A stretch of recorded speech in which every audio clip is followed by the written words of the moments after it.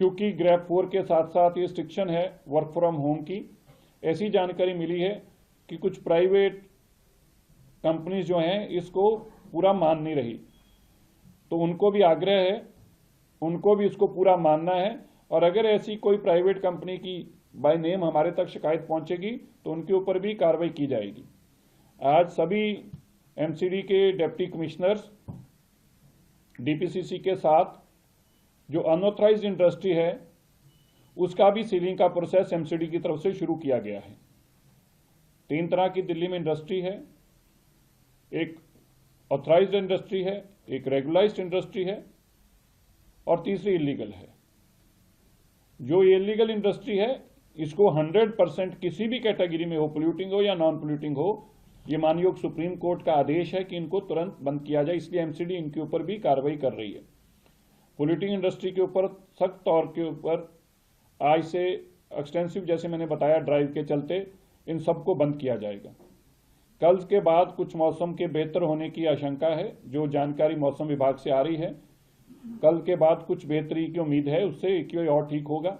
दिल्ली के अंदर निरंतर रात को सड़कों की सफाई धुलाई का काम चल रहा है।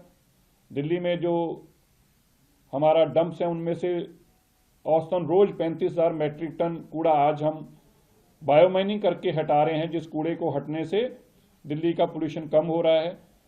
और दिल्ली के अंदर पिछली जो ड्राइव चलाई गई थी माननीय मुख्यमंत्री रेखा गुप्ता जी की तरफ से कि दिल्ली को मलबा मुक्त भी किया जाए, मिट्टी एक बहुत बड़ा कारण है, डस्ट जो कारण है, उसमें भी आप देखेंगे हमारा अभी बहुत ड्राइव चल रही, बहुत दिल्ली में से अभी भी मलबा और कूड़ा उठना बाकी है, लेकिन एक्सटेंसिव ड्राइव से बहुत कई lakh matric ton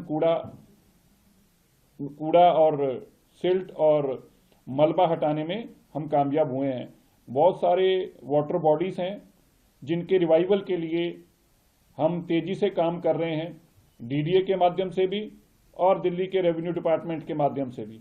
water bodies हमारा टारगेट है कि इस साल के अंदर हम अपनी जो पुरानी वाटर बॉडी सालों सालों से बंद हो चुकी हैं, लुप्त हो चुकी हैं, गायब हो चुकी हैं, उनको रिवाइव करें।